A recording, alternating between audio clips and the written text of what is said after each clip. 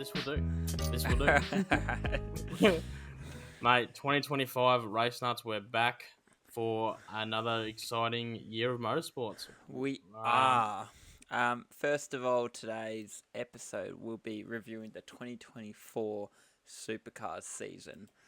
But before we get stuck into it, I suppose, I don't know, how was your New Year and shit, Dan? How'd you... Blurry. Very blurry.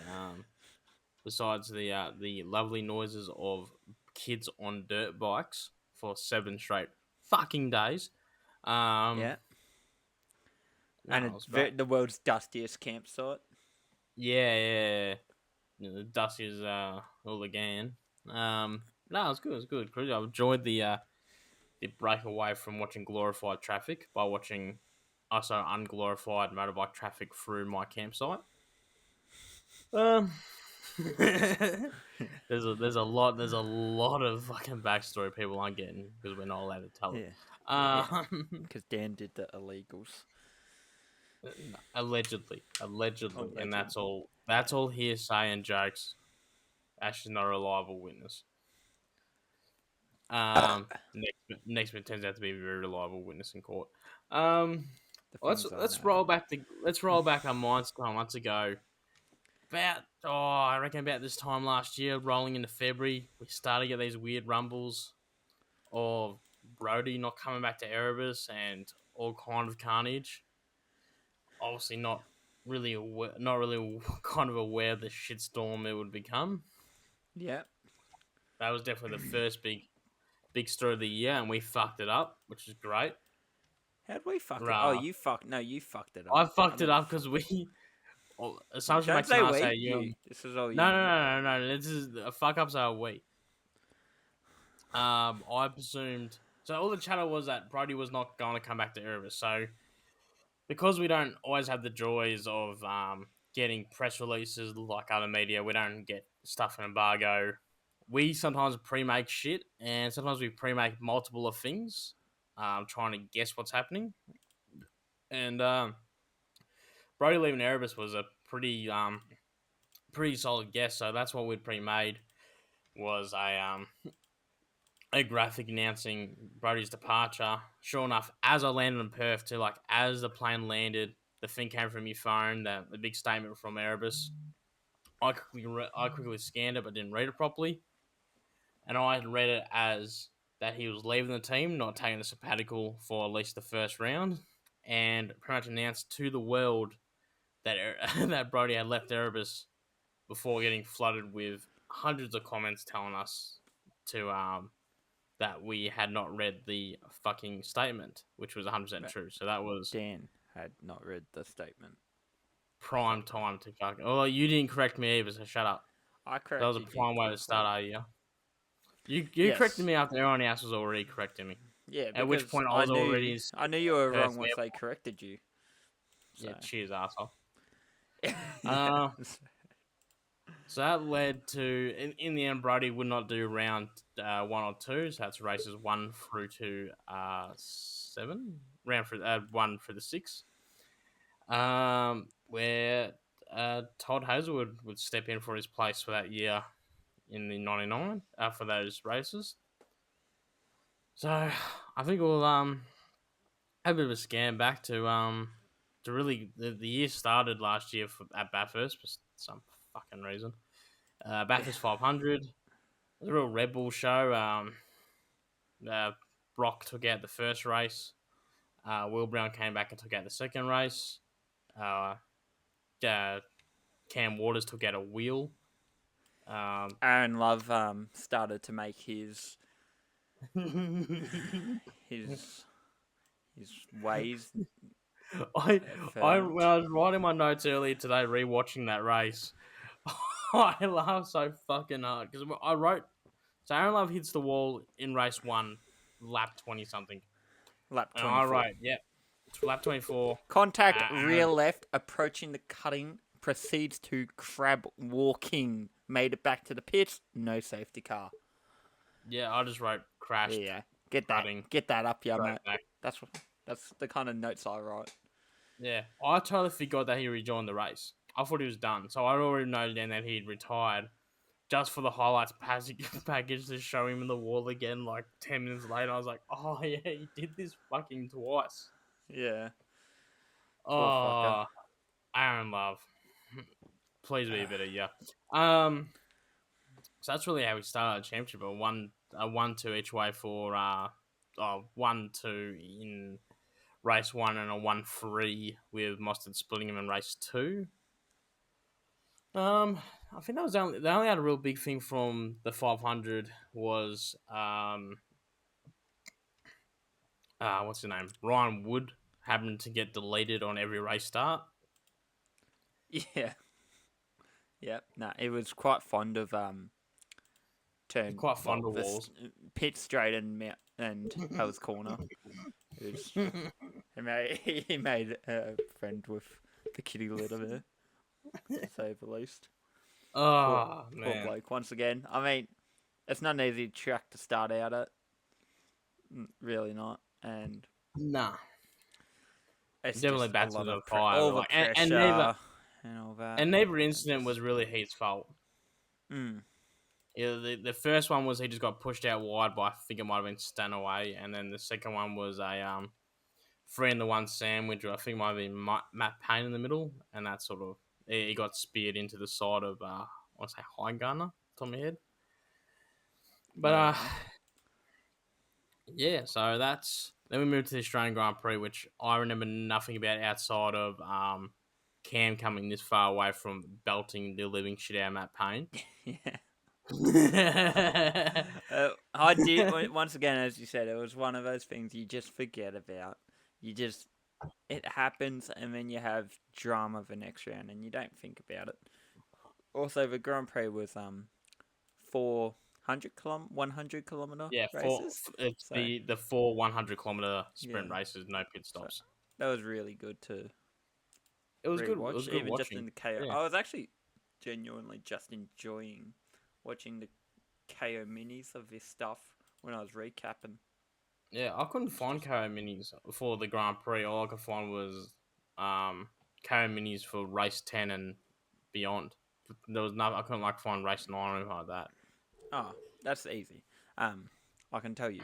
Oh fuck it, I'll tell you now. You just go to on KO. You go up to the top, and up the top it has like profile sports and whatever. You go to sports. You then go to supercars, Mm-hmm. and then from there you just go down a couple, and it's got like this it's bannered under shows, and it's got Yep. KO box set thing, and that will give you all the things, and you can just pick and choose. But I did notice one thing just while we're here. What shitted me was because you're watching a box set in a sense, you would think it would go from race 9 to 10 to 11 to 12 and onwards. It would just keep playing through the season. It started playing the fucking golf. Like, it would just auto play the golf and shit. I'm like, is this fucking serious? Like, I KO's want such a to mess, just man. let it go. Stay in the same genre at least. Don't take me to golf. Like, I don't mind golf, No. but I'm not I watching wish golf the right now. I wish the algorithm thing was better because you get on there, you select what you want, and then it just gives you everything anyway. Like, no. If I select all motorsports, when I open that app, I just want to see motorsports and maybe footy during Yeah, the footy season. yeah, Like, I and don't that's it. give a shit about darts. I'm sure they're really great dart players. I don't care. Yeah, I mean, not asking Um, the world here. nah. So that Australian Grand Prix was a blurry mess, mainly blurry mess of two Mustangs in the wall at 10-16. Oh, this is when Ford had a huge shit fit because Ford was trying to tell all their Ford teams not to fight each other, and then a Ford And then Mustang they takes fought out each a Ford other. Mustang. Yeah, Mustangs found the Mustangs. Yeah. Race 7, the first race we ever had in Topor. Yep, Wet. This is where I really gave up on writing notes for the season. that's right. You can jump off my notes, mate. Yeah. No, I gave up purely because 5 laps in and I've already lost track of what the fuck's going on. Yeah. Like in terms of just from the Um, highlight package. where are we? Melbourne. So yeah, so Kostecki returns at Topor Topor, yeah. to see out the 24 season with Erebus Motorsport, as he found it just cheaper for him to do, basically. the race start, as you just said, extremely wet. All kinds of chaos happening. People flying everywhere. Multiple cars off at the grid and turn one as well. Yeah, And Stanaway's weird waters.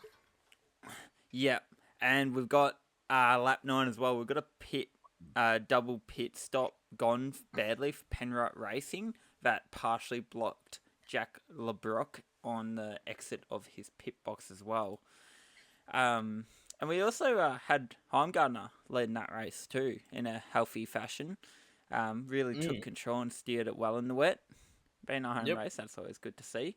That was lap 27. He held out, I'm pretty sure, he does win that race. He wins that race. Lap 42, Chaz Mustard lost his rear right tyre. It just decided to abandon him. I believe that was the same wheel nut issue that Chaz caught. That Cam caught him Bathurst. Of the nut stripping out, and that's something they fixed after that, because that was a huge issue.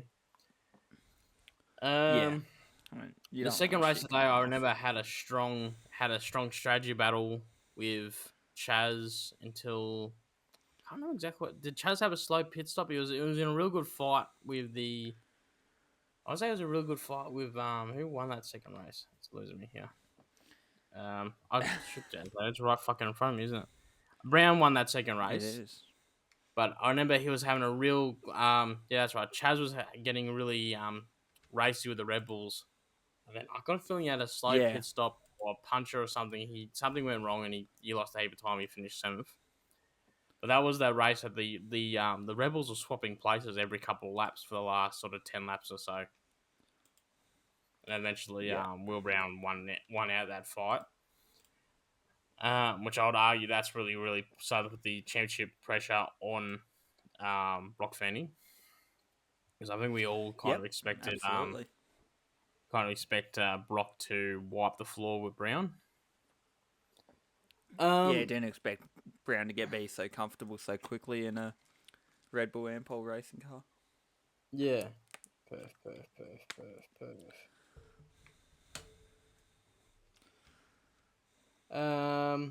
We'll move on to Perth. I remember it was a all-WU front row start for Chaz and Ryan Wood. Ryan would lead from the first few laps, and then Chaz would just come through. Yeah, and we also had Tim Slade celebrating 200 starts with New Line Racing there as well. Nah, that was the 200 career starts. Well, I quoted Crompton there, so we can blame Crompton. Yeah, I think Crompton misspoke there. I think he's celebrating 200 starts in his career, but with 200 career starts with... Yeah, Crompton's fucked that up. So, I don't think... I wanted you to keep going and try to word it properly. Yeah, I think Premier's only been in for 3 seasons. They used to be... when Team Sydney failed 2020... Oh, they might be getting close to 200, but the Slade didn't join until last year, so no way. Okay. So continuing from there, we have got. I did notice that the Mustangs were. No, that's the wrong one. Oh my god! Yeah. Before we leave race 9, correct me if it's race 10. But I'm pretty sure it's race 9. Is this the race where Aaron Love tipped out Tim Slade? Oh no, Stanaway. Yeah, it is. Stanaway's at the bottom. So this is the race where at the final corner there was a bit of Stanaway's car just coughed a little bit, and Love just totally tipped him out on that main straight and put him into the wall. Yeah. And Stanaway did come back out 9 laps down, but he did come back out. And then, still in race 9, we had Will Davison and Cameron Hill have a near miss in pit lane as Will is released from the pit box. And I did also as well see that Brown performed an overtake on Wood, and Wood kicked up a heap of dirt. He dropped quite a couple dropped a couple tyres in the dirt as they were coming down the hill there at Perth. I believe Waters threw... Oh, no, that was a race 9 when Waters threw it up the inside. Yeah, of wood for third. yeah. And it was a very dirty track too. Very dirty, Mm. filthy, It even. it always is at Perth because Perth's got the problem with the sand. That's why there's so much tire dig because the Yeah, sand just fucks it all year round. yeah. So And we'll I move on also to did learn through the commentary that they held one Australian Grand Prix there at Wanneroo. Mm. So Back that's in that awesome. I think it was murky. in the '60s or some shit. Yeah. Not an official Formula One. Yeah. Sandans hosted heaps of them. Phil Bonds hosted heaps of them. Our Park hosted a few in the 20s. Um, Okay. so yeah, it was a real kind of. They just kind of just showed up with cars. So this is Australian Grand Prix, and Formula Okay. One couldn't find out because they were over across the ocean, so they couldn't sue. Fair. You know, and Formula One didn't exist for a lot of part of that period anyway. Yeah. Um, moving on to Darwin now. Big notable of Darwin is the first ever appearance of Cooper Murray Yep. driving the Triple Eight Super Chip on a wild card. Yep. Uh, He did out qualify Aaron Love as well. I took note of that. He beat him by one position. yeah, I've got much So to say about Aaron Love's qualifying afterwards. Don't worry, I've got a big sheet in front of me for a reason. Love the oh bloke, but god. he's copping a slamming later. And Anyway, this was also the Indigenous round. yes, yes, it was. Yes. Which Indeed. was actually quite quiet this year. It was less Mm. bullshit than what there was other years in terms of people kicking up a stink on socials. Just I don't know if that's good or bad. But notably, Kostecki wouldn't take the start after I believe his clutch failed, or maybe it might have been an electrical issue on the grid. He made the outlap and then Yeah. put it in, and that retired it. So he did not take the start. Didn't take any further participation in race 11. So Feeney would be. This would be a double win for Feeney. He'd win both race 1 and 2, race 11 and 12.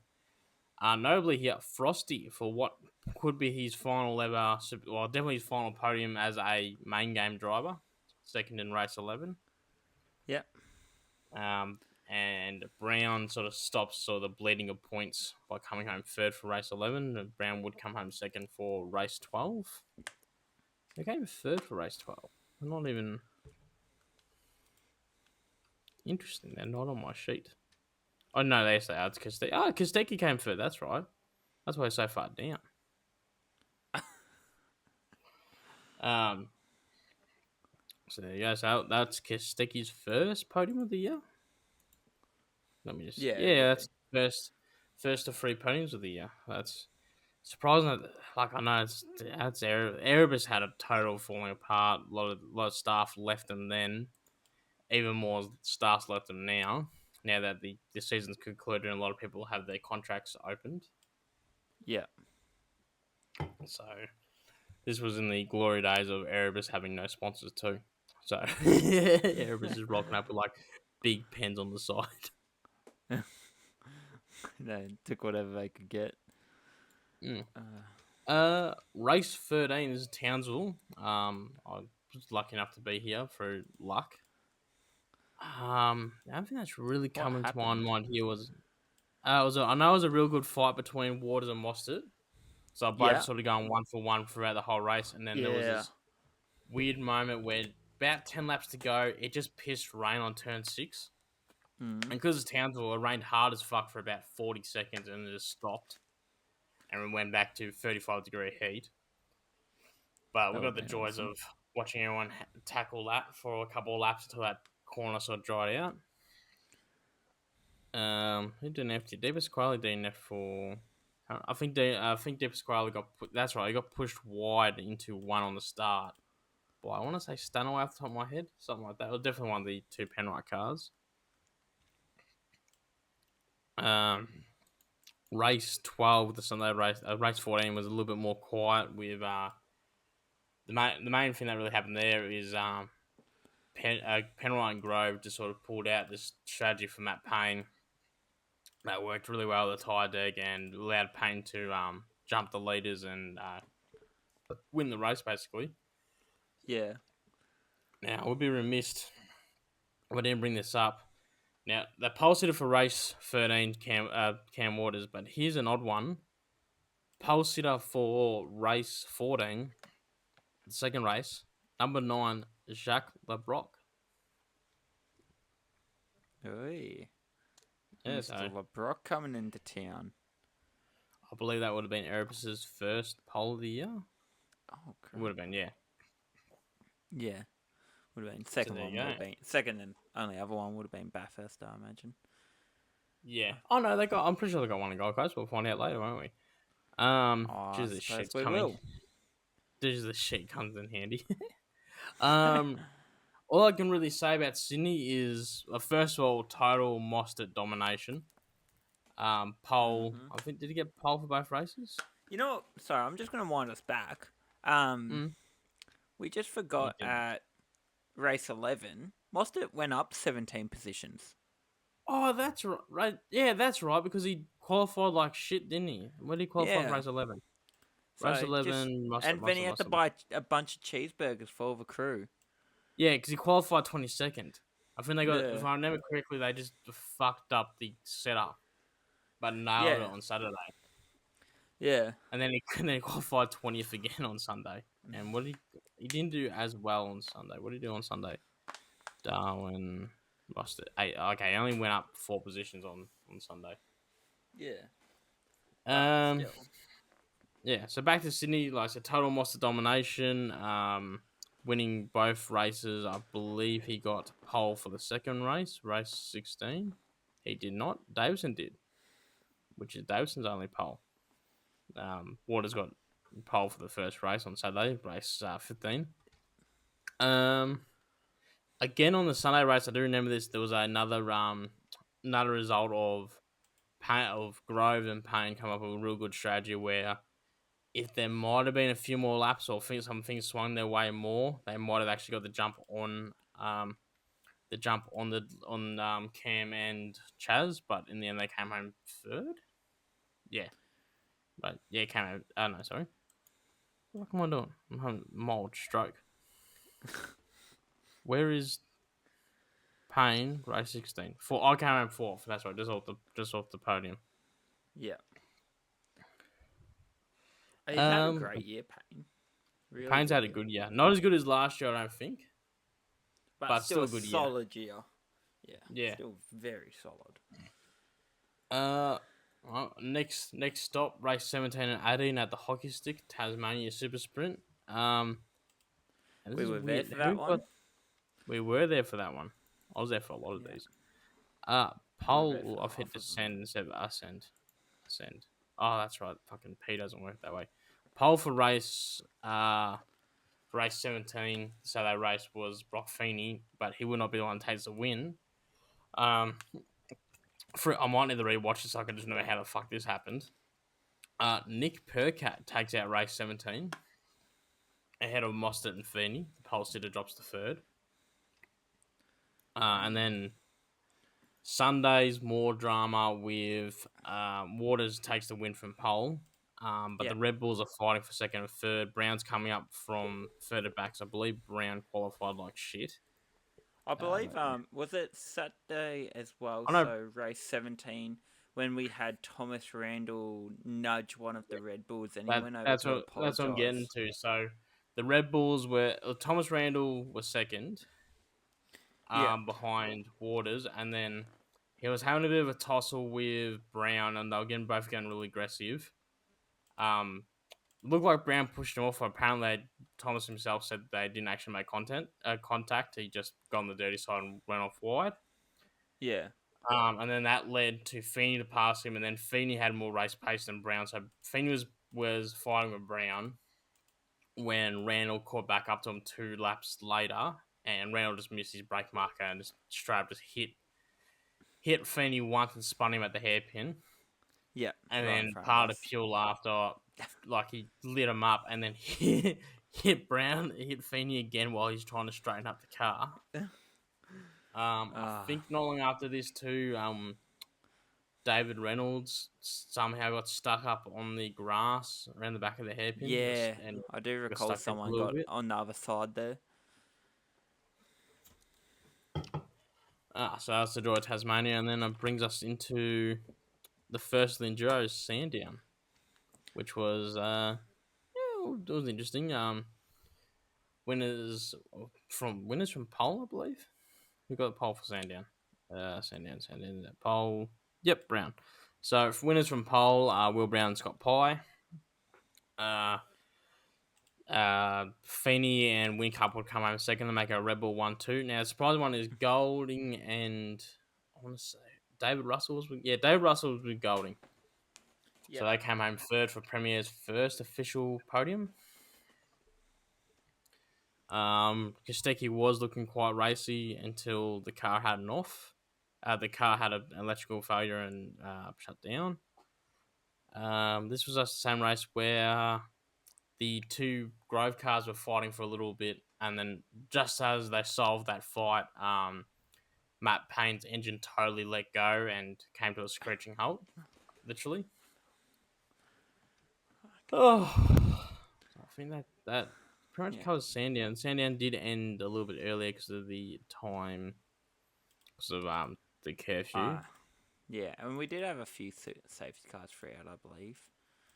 Can't Yeah, I remember think a what lot they of were them was for, like but oh yeah, it because was just people getting stuck in walls and crap. we had I think Kai Allen tipped out Jackson Evans and Yeah, he got stuck in the fence and the car was fucked. And then we had that weird thing where someone tripped over Kai. Was it Kai? Yeah, someone tripped over Kai while he was trying to get into pit lane. So the bonnet and all that shit came off the car and it just made a big mess at the second last corner. I had that working properly. Yeah, it's working properly. Where did they go? That's right. Murray and Lowndes fifth for Sandown too. yeah. I'm just trying to think of any other weirdies. I think that was mainly it. Um, yeah. So moving on to the big one, where fuck all happened. Bathurst, obviously, Chico Brody sponsored the right Kostecki. car. Yeah, Brody Kostecki on pole, and would go from there. One safety car after Matt Payne dropped into the cutting on lap 140 something. Yep. Pretty straightforward from there. Kostecki Hazelwood win from Feeney Wincup and Brown and Percat. It's not really been. Well, that gets us to our second weird story of the year with Erebus. A couple of days later, we got all this word about there being a bashing at the pub, and one of the Erebus mechanics being injured, and that caused a big, quite a big round in the community of everyone. Most people coming out and saying that's not on. That's kind of shit. Yeah. Yeah, Just for it to be absolutely. revealed that there was Oh, no mate. bashing, and this bloke just sort of Punched on off belted himself. himself. Yeah. Yep. So Erebus did sack him and say that he only been hired 3 weeks earlier, 3 weeks prior to the Sandown 500. Yeah. But yeah, fucking rough on Erebus. Yeah. So that's Bathurst, and hopefully we got more to talk about Bathurst next year because that sucked ass. Uh, Gold Coast. Yeah,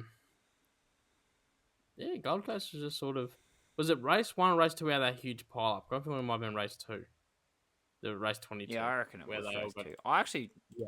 forgot about that huge pile up. Yeah, there wasn't too much going on at Gold Coast though, bar that huge pile up. I do recall Peter Adderton having a shit fit because fucking didn't Premiere or someone they got a steering wheel The stolen. steering wheel stolen, yeah. But then they Yeah, sharp out about of it one of their afterwards. show So cars. yeah, I've heard Yeah. two stories about them being quiet about it since. The one story I heard was that the wheel was actually given to a sponsor, and someone Yeah. had forgotten to tell someone else, and it caused a huge shit fight. The Yeah. other story I heard was the sponsor that was sponsoring that marquee, didn't like the drama and told them to pull it down. So I don't know which one's true. Okay. That's just the two rumors I've heard. Yeah. And we had Um, Peter Adderton upset because they had like a party on the grid thing, and oh Erebus had just yeah, closed up their garage. more Erebus, because yeah, Erebus didn't open it, so they copped it. I think it might have been 10 grand fine I mean, for not honoring this sponsor relationship. yeah. Oh, Erebus, Erebus, Erebus. Why do you hurt me in these ways? I can't Um, wait to do a 2 hour long video on Erebus. yeah. It's Hope going to you're be to be so good. sued because they love to do that too. They can sue us, I'll just spit on them. Because they Really. can sue They won't you. They expect can it. sue They Ashley never Miller. expect a they never expect a headbutt. That's what they never expect. Jokes on Erebus. We've got no money. Yeah.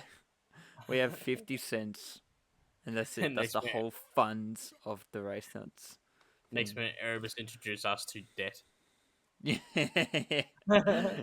um. What else? What else? That's right. Race 22. Kostecki on pole and keeps it. For to claim his second win of the year.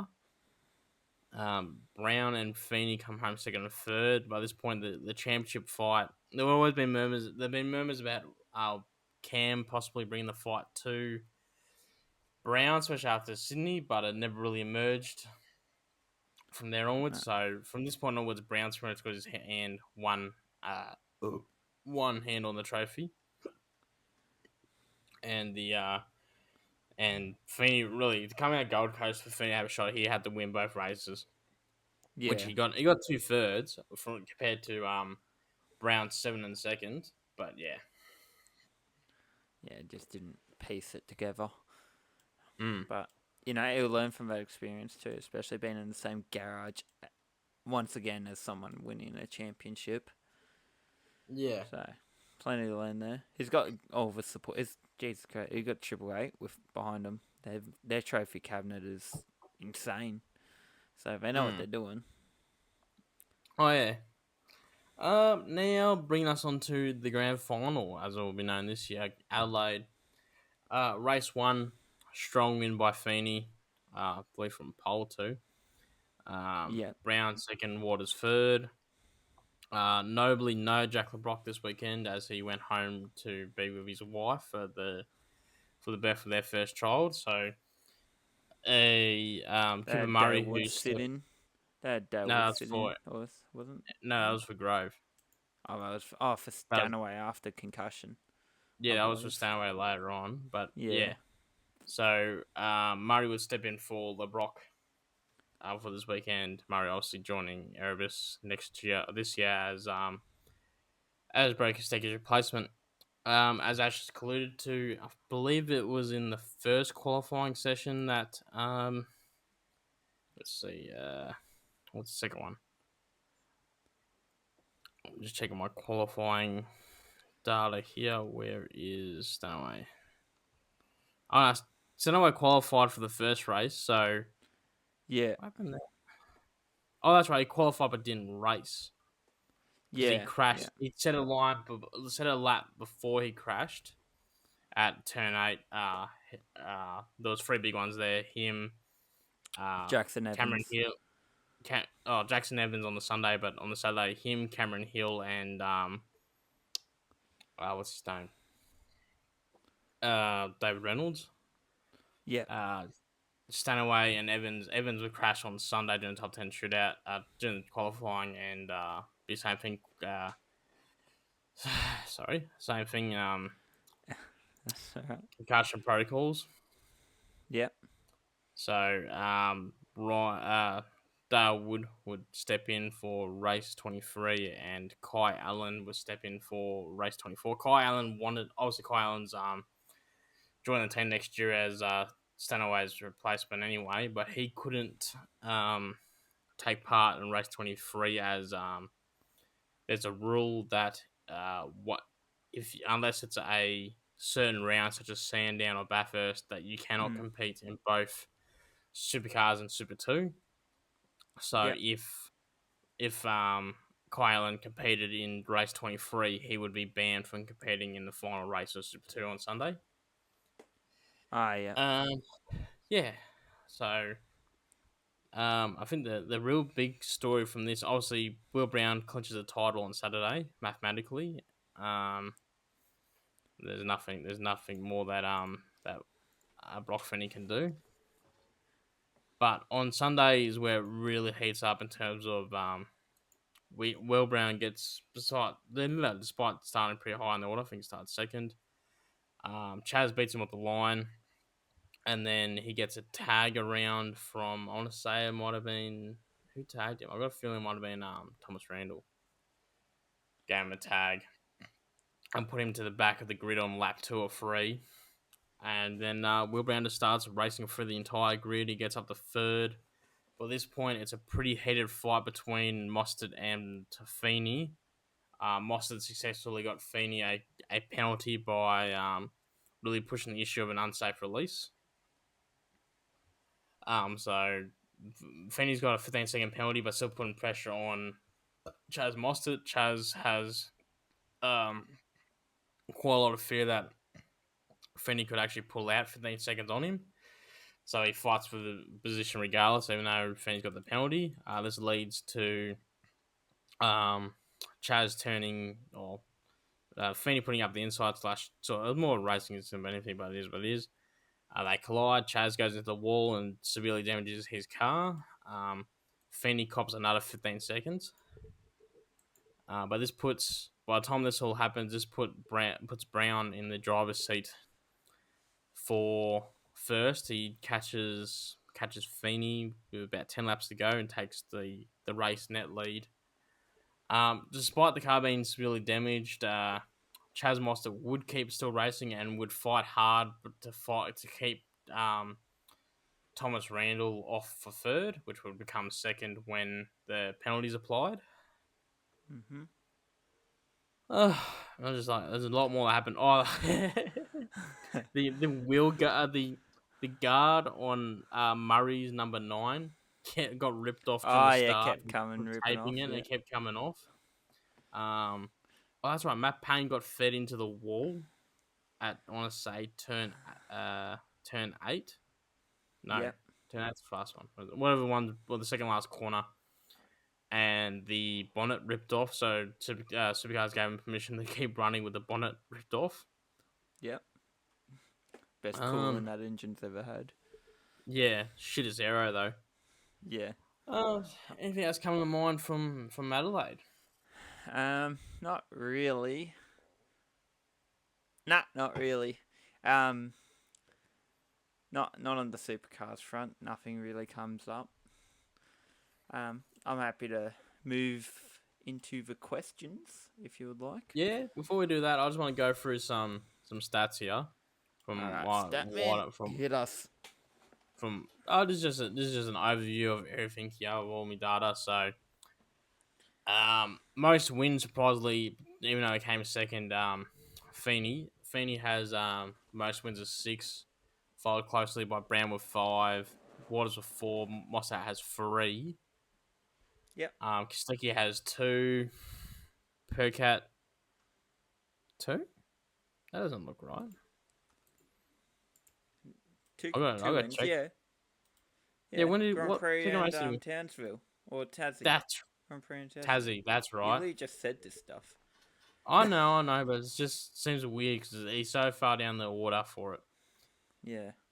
Let the man be. He did his thing. So that's most winners. Pole positions. The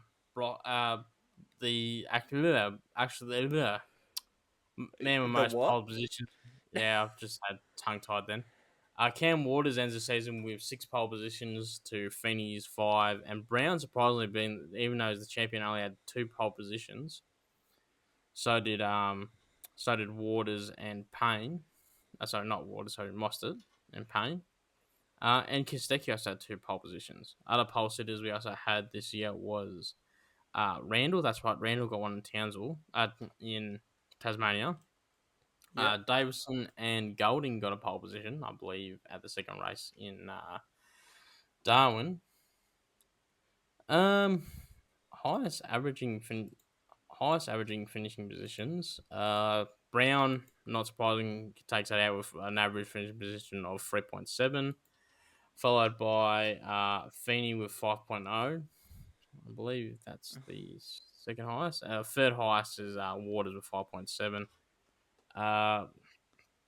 Brown would get 23 top 10 results compared to Feeney's 22 and Mostert's 19. Waters would get 20, but he finished fourth. Average qualifying position. Said Brown wasn't that great in qualifying. Average qualifying position of 6.0 and only competed in 13 top 10 shootouts. Feeney got an average qualifying position of 4.8 and competed in 13 top 10. God damn it, top 10 shootouts as well. Late. Um, hey, let me be sleepy. I've got a lot going on. Fair enough. So that's all the raw data now. I don't know. I think I'll get into that after the question. So, Ash, you want to start us off with your thoughts? Starting at the best of the rest. Yeah, just down the grid. You do yours, Yep. and I'll do mine. All right. Well, we'll go first question. Question Yeah, for that's question. what I mean. Like question by you do yours, and I'll do mine. Then we'll go to rookie and all that. So our first question is best of the rest, and so this is the best free drivers. This is all opinions as well. There's no, it's not statistic backed and stuff. So this is just what Dan thinks. Mine, this is what I think. So best of the rest, these are the top best free drivers outside of the top three. I've got down Thomas Randall, Brody Kostecki, and Nick Percat. Thomas Randall for just really good consistency, really playing his part in the Tickford team, just doing his bit, and just seemed to have a lot more feist about him this year. Something just seemed to really kick him into gear. Brody Kostecki for having an absolute shocker kickoff to the year. Can only imagine where he was mentally. And I imagine that's not a good place that he was. To put in the work to come back and win the Bathurst 1000. And then I have Nick Percat down, who is just a really good feel-good story. Getting those 2 wins, one at the Aussie Grand Prix, and just kept his head cool within the team. So that's my top 3 and why I've picked those boys. I didn't do 3 because I took the question of best of the rest, best driver outside the top 3. So I just did 1. Which mine I've gone Cam Waters. High, like I said, most poles, high qualifying position, finished 4th. Only let me have a do some quick shit maths. About only 150 odd points behind Chaz in 3rd. So definitely in the mix. And just another solid year from Chaz. I know from Cam, I know that's the safe bet, but hey, look, 8 podiums, 4 wins, an average finishing of 5.7, 20 top 10, 6 poles, average qualifying of 5.4, and 12 top 10 shootouts. God damn. And he only finished 4th, which really shows how competitive, at least driver, how competitive this season was. Yes, absolutely. Moving on to Rookie of the Year. I forgot why, but I wrote Aaron Love. I think because I think I like the guy so fucking much, and the stats don't say it, but I just wanted to give him that little fist bump. Be like, hey mate, look, it was a shit one, but we can only go up from here. Yeah, I've got more to say about stats later. You won't believe where he'll feature on my list. As much as not a personal thing, I do like him. I hope he does well, but numbers are numbers. Statistically, My rookie of the year is pretty safe bet. It's no surprise because we only have 3: Aaron Love, Jackson Evans, and then my pick, which is Ryan Wood.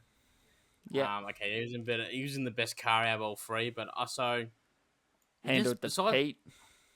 Well, you didn't hear his name, and no news is good news because you saw some drama with Jackson Evans. We saw a lot of drama with Aaron Love.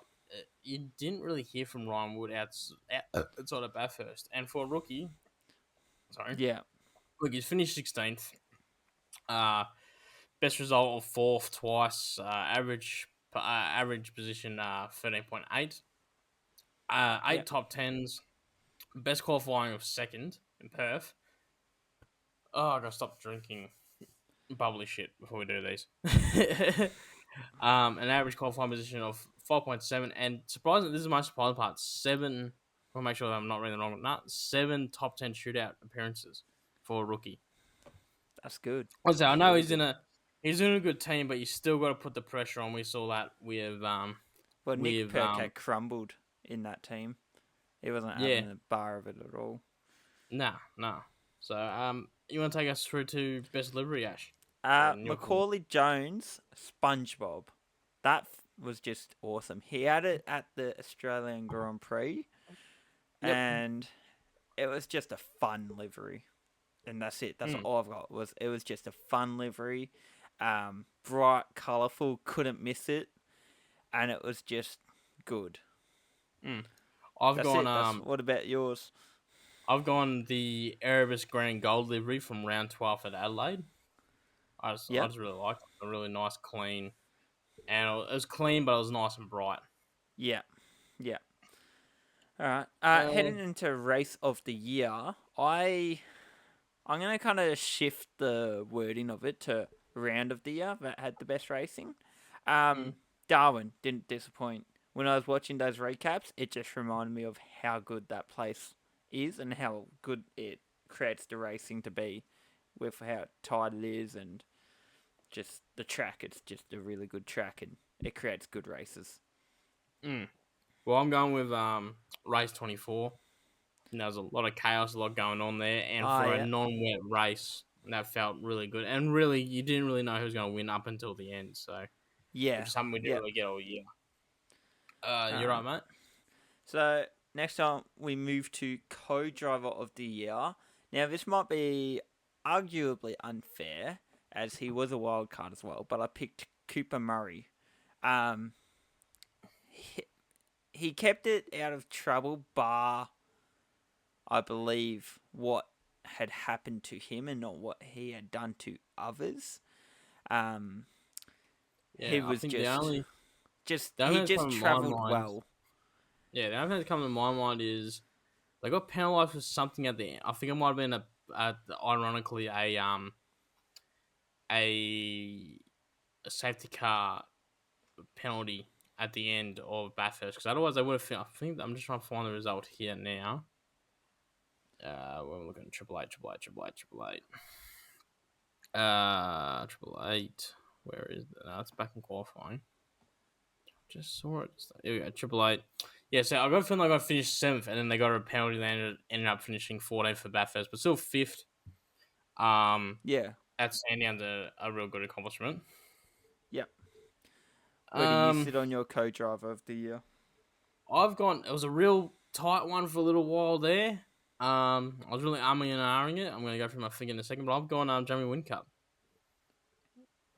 I think I've again, no news is sort of good news. kept it But steered both straight. both second in Sandown and Bathurst. And it was Yeah. really between him and Scott Pike. So it was real. You know what? Scott Pike won a race and steered at the third.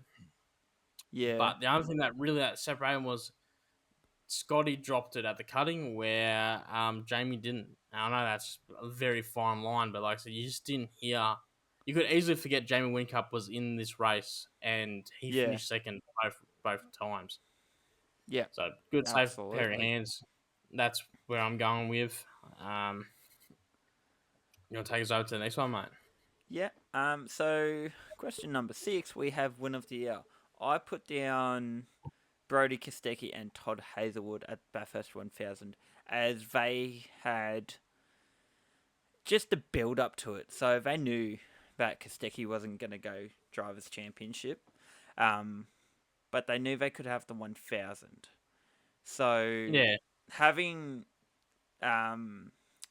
Todd Hazelwood in the car for the Bathurst 500 for those extra laps at the start of the year there, that was just, it just works so perfectly, and their dynamic is awesome. Like I listened to an interview today about Brody Kostecki and Todd Hazelwood, and their friendship actually goes back to, I believe it was Super 2. They were teammates for 1 year, so they eat, Mm. slept, and drank and raced together for like 10 weekends a year or whatever it is. Um, so they got to know that, and just the way they, and just I think a lot of the context to why I think that's the win of the year is because of the Yeah. absolute turbulent situation. Yeah, well, it's a field goal all around because you get the turbulence of whatever Brody was going through early in the year, Yeah, and then obviously last year, Todd, I think it might have been at Adelaide. At Bathurst, he was told that would lost his seat for this year with yeah, Blanchard. And then also he gets his lifeline early in the year to go do 4 races and take his place. So that was just good feel good story for yeah, both drivers there and the team. That as much as we talked about Erebus and all that, I think it's a lot of people forget that it's a whole group of people, and a lot of those group of people aren't involved in the bullshit that yeah. allegedly happened late last year, late 2023 and early last year. So 24, yeah. yeah, Yeah. you want to take us off through the next one, mate? Yeah. Was that your win of the year as well? Oh, I forgot. Sorry, mate. No, my win in the year. I'm sort of circling back here to what we were saying earlier. Will Brown at race 24. I Oh, couldn't. yeah. Yeah. Yeah, I couldn't go To past make it that. through Like I that said, shit? Absolutely. make up through that shit and be turned around early in the event Yeah. just to come back with a chance to win it. And like, yeah, he had some stuff had to go his way. You had to have the top two tussle, but they Yeah. didn't. He was there to pick up the bickie. So yeah, I know. Um, I'm gonna alright, so stop freaking I'm going to shit move on like to this. most improved driver from the 2023 season. I wrote Will Brown.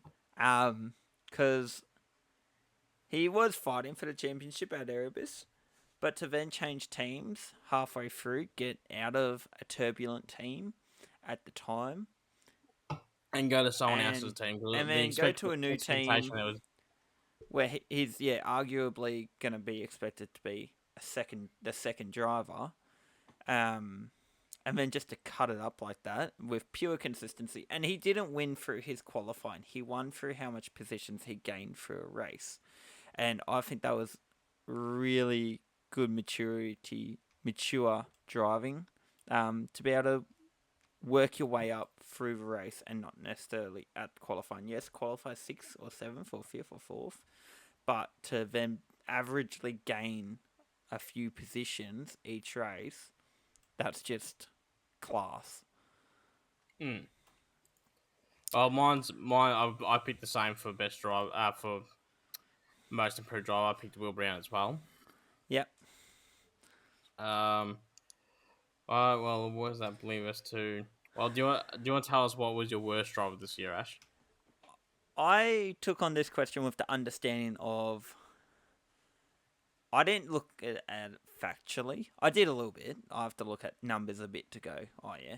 But I looked at it with a bit of what did this driver have in terms of resources and the team behind them.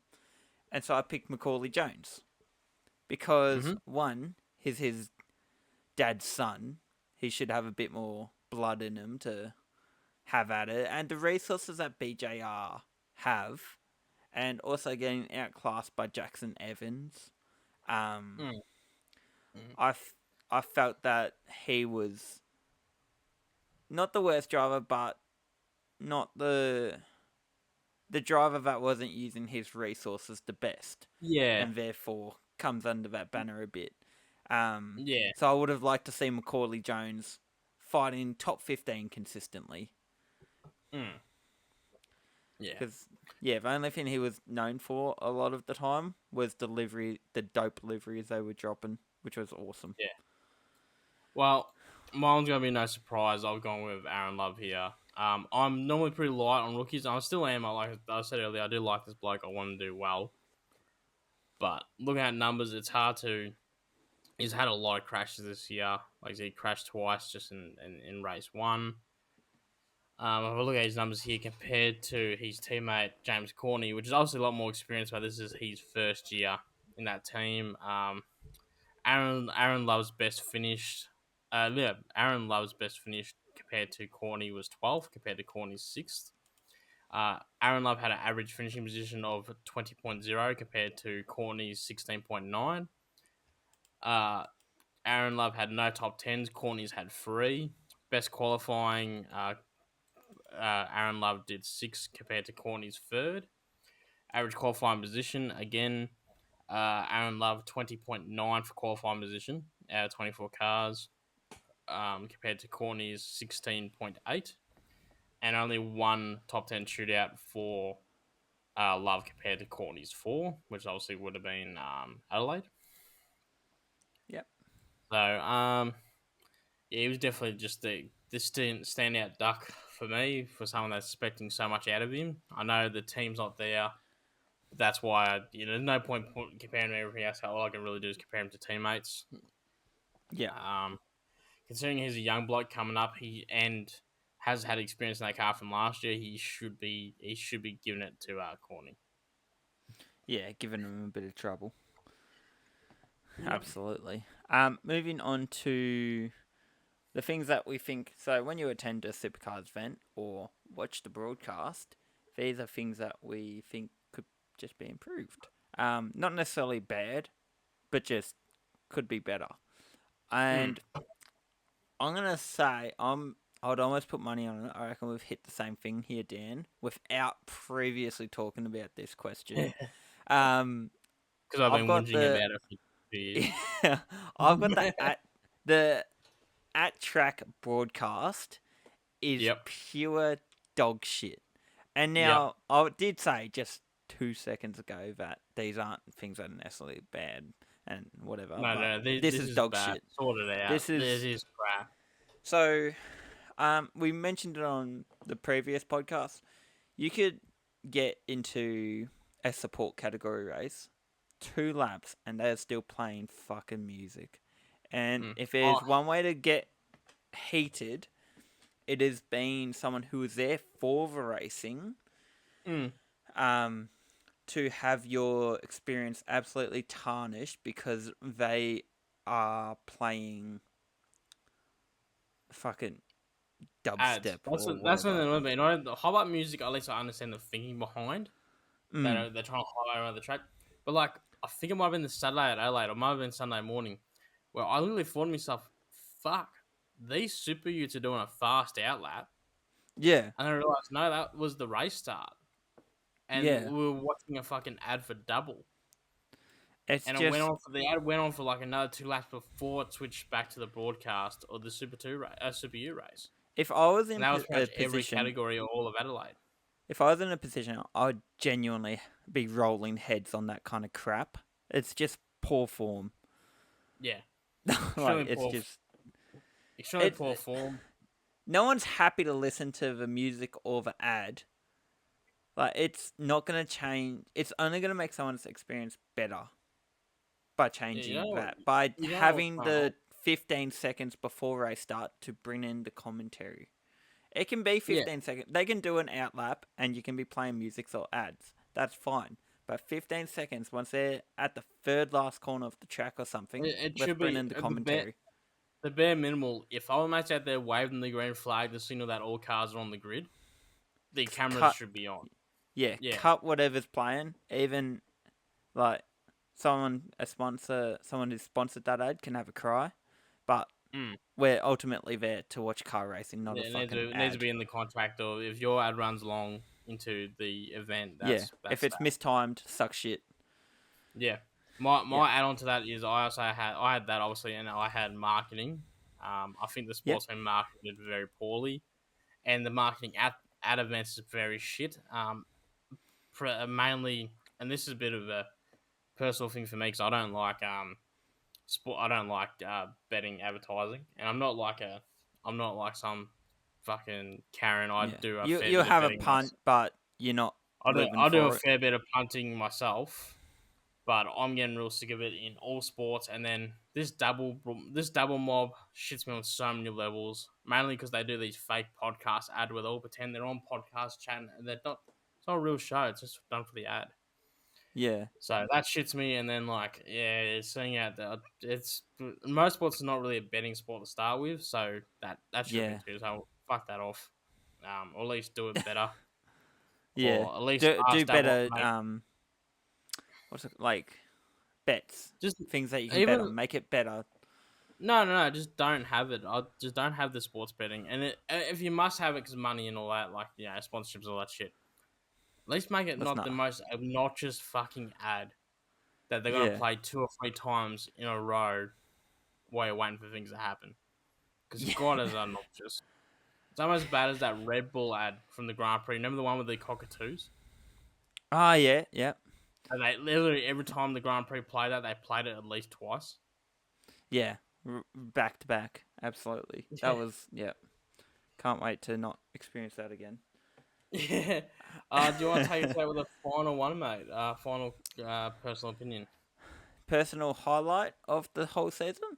I'm actually going to take us off track for this one. Aaron Noonan's V8 night at Bathurst. That That was was good. a fucking ripping night. It was they had Neil Crompton, Mark Scaife, and a previous head of Supercars. His name has Tony escaped me Cochran. now. Tony Cochran. Yeah, Tony Cochran. Yeah.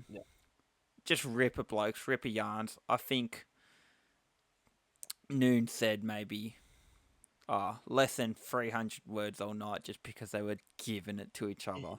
And it was just, it had that, it was good to know that they were human basically. Just felt like we were touching a bit of soil, getting earthed, and it was just funny and fun and a ripping night. So that's my highlight of the season. Mine is Adrian Heingart winning race 7 in the rain at Topor in car rate, and look, if De Pasquale hadn't got, I think he got 4th on Sunday. If De Pasquale dropped one position, he would have won the Jason Richards Trophy Jim Richards. in car rate. Huh? Jim Richards Trophy, isn't it? No, Jason Richards. Different, not related. No. I know they're not related, but I feel like you're wrong. No, it's a Jason Richards because it's named after Jason Richards who passed away. That's what I'm saying. That's what makes it so significant because his car number was car 8 for Brad Jones Racing, and that trophy's named in his honor. Yeah, that's all good. I'm just gonna try to prove you wrong by going on to Wikipedia. Okay, yeah, I'll look forward to watching you be wrong. Yeah, that's fine. Anyway, please continue. Were you wrong? I am wrong. I found it straight away. Awesome. Yeah, told you. No, that's basically it. Like, it would have been great to see if he could win that trophy too, but just to come so close and hard race to win in the wet, in car rate, in New Zealand, and putting one hand on the Jason Richards Trophy and having a good shot at it. That was a real good film moment of the year. Yeah, absolutely. So now we're moving into our preview, if you would like. Do you want? We've been going for an hour. Do you want to do that next week? All right, we'll do preview next week. No worries then. All right, so thanks for listening to our Supercars review of the 2024 season. Our podcasts are going to be much more frequent this year, a much more up to date, much better product, really. As we just had a very turbulent last year with everyone having a lot of different things going on, but now that it's all settled, we're much more ready to get stuck into our RaceNuts podcast and socials, and yeah. Any closing comments from you, Daniel? No, pretty much said it all. So I think we'll see you all next week. See ya. Thanks for listening.